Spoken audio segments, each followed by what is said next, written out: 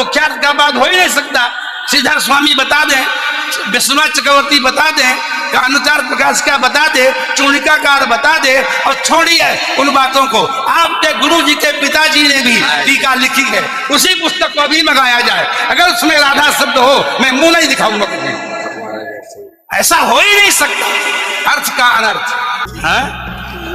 नहीं, हमको कष्ट यह है कि हमको बोलना पड़ा बीच में, क्योंकि अगर अनिरुद्धाचार्य की जगह ये बात और कोई बोलता तो मैं कतई नहीं बोलता।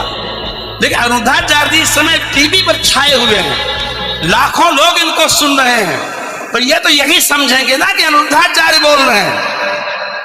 इसलिए आपके द्वारा कोई अपशब्द नहीं निकलना चाहिए। मैं आपसे वंदन करता हूं, कभी कोई अनर्थ करना हो तो विचार करके करिए। मैं और कोई बात नहीं, सबको क्षमा मांगता हूं।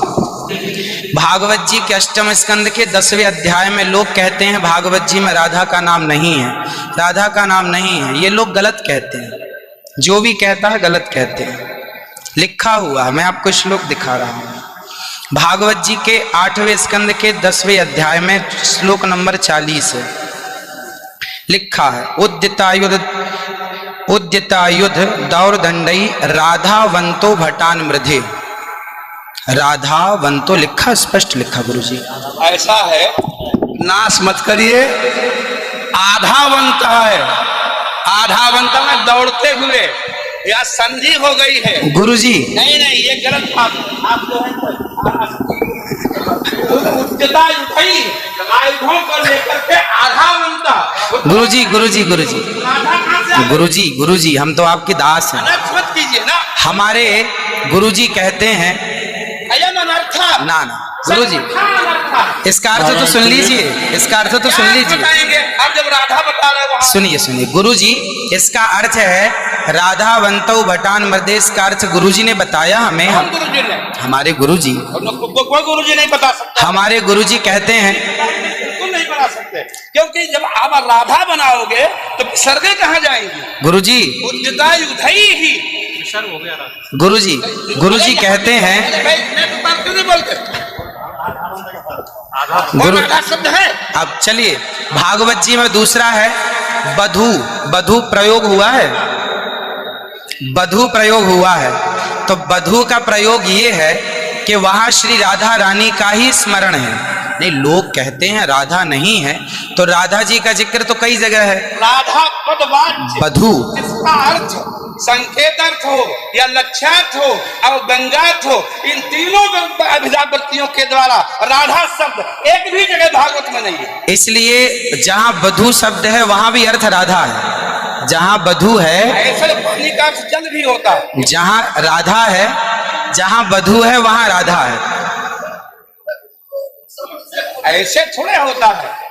जहां आप जैसे लोग देखिए, आप विश्व हमारे गुरुजी ने बताया, ये हमारी क्या ताकत की हम बताएं? शब्द ही अर्थानाम अभिव्यक्ति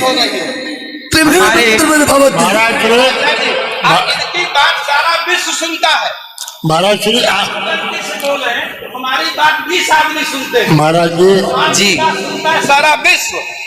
त्रिपाठी जी महाराज, आचार्य जी, आपके चरणारविंद में मेरा निवेदन है कि अरे आप हटिए सामने से। आचार्य आप हटिए भैया। अरे नहीं, लेकिन ऐसा श्रीधर, आप विश्व को सुनाते हैं इसलिए कह रहा हूँ। श्रीधर जी नहीं तो गलत सुना रहे। इन्हें हटाओ। कोई गुरु नहीं बता सकता यार। चलो गुरुजन का हम चलते हैं, अगर गिरिराज जी आचार्य श्री गुरुजी ने कहा है कि यहाँ जो राक्षस हैं वो राधा रानी का स्मरण करके, जो राक्षस हैं राधा रानी का स्मरण करके और युद्ध करने चले। जो राक्षस हैं भटान मृधे जो है, गुरुजी ने बताया कि जो राक्षस लोग हैं वो किसका स्मरण करके युद्ध करने चले? श्री राधा रानी का। ब्रह्म वैवर्त पुराण के अनुसार राधा ही मूल आधार है। यहाँ तक कि राम में भी राधा छिपा हुआ। आप राम का अर्थ समझिए, राम मतलब राधा, माँ मतलब माधव, दोनों का एक अक्ष है, तो राम हो गए। ये बातें स्वीकार है।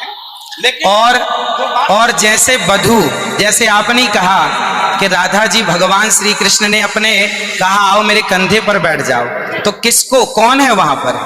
राधा जी हैं। राधा जी हैं तो हैं, लेकिन वहां वधु है।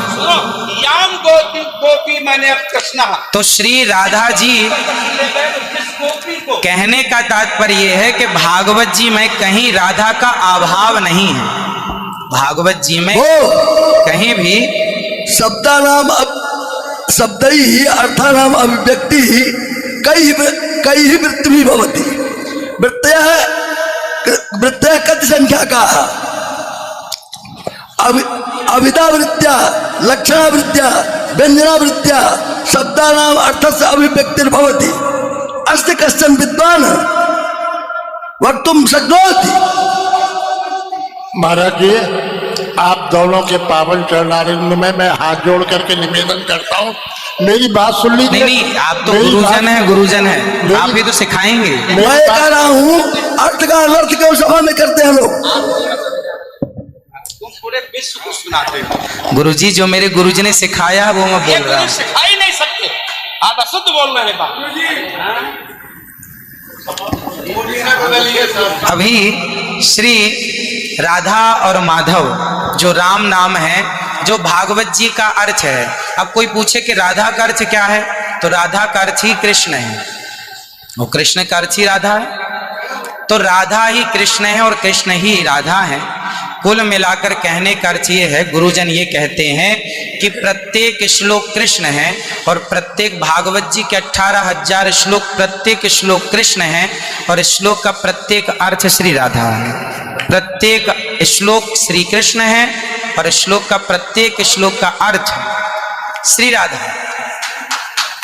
तो ये सब भाव। मैं सबसे क्षमा मांगता हूँ, मेरा अनुद्धाचार्य के प्रति बड़ी श्रद्धा भाव है, बड़ा आदर है, लेकिन इनकी वाणी चूंकि पूरा विश्व सुन रहा है, ये चैनलों पर आते हैं। भाव जगत में हम कुछ भी कहें, लेकिन जब हम ये कहते हैं ये शब्द में लिखा है, तो वहां पर शब्द और अर्थ का संयोग, क्योंकि गिरा अर्थ जल शब्द बोध्यो व्यनक्ति अर्था शब्दों प्यर्थांतराश्रय एकत्व व्यंजकत्वे तद अन्य से सहकारिता। ऐसा हो ही नहीं सकता कि कोई अर्थ प्रकट हो और उसके मूल में शब्द न हो। वहां संधि है, मैंने आयुधों से युक्त होकर मैंने गदा तलवार तीर लेकर के वो राक्षस आधा बनता दौड़े मारने के लिए। शुद्ध यही अर्थ है। किसी अभिधा से, किसी लक्षणा से मुख्यार्थ का बात हो ही नहीं सकता। श्रीधर स्वामी बता दें, विश्वनाथ चक्रवर्ती बता दें, अनुचार प्रकाश का बता दे, चूणिकाकार बता दे, और छोड़िए उन बातों को। आपके गुरु जी के पिताजी ने भी टीका लिखी है, उसी पुस्तक को भी मंगाया जाए। अगर उसमें राधा शब्द हो, मैं मुंह नहीं दिखाऊंगा कभी। ऐसा हो ही नहीं सकता अर्थ का अनर्थ। नहीं, हमको कष्ट यह है कि हमको बोलना पड़ा बीच में, क्योंकि अगर अनिरुद्धाचार्य की जगह ये बात और कोई बोलता तो मैं कतई नहीं बोलता। लेकिन अनिरुद्धाचार्य जी इस समय टीवी पर छाए हुए हैं, लाखों लोग इनको सुन रहे हैं, पर ये तो यही समझेंगे ना कि अनिरुद्धाचार्य बोल रहे हैं। इसलिए आपके द्वारा कोई अपशब्द नहीं निकलना चाहिए। मैं आपसे वंदन करता हूं, कभी कोई अनर्थ करना हो तो विचार करके करिए। मैं और कोई बात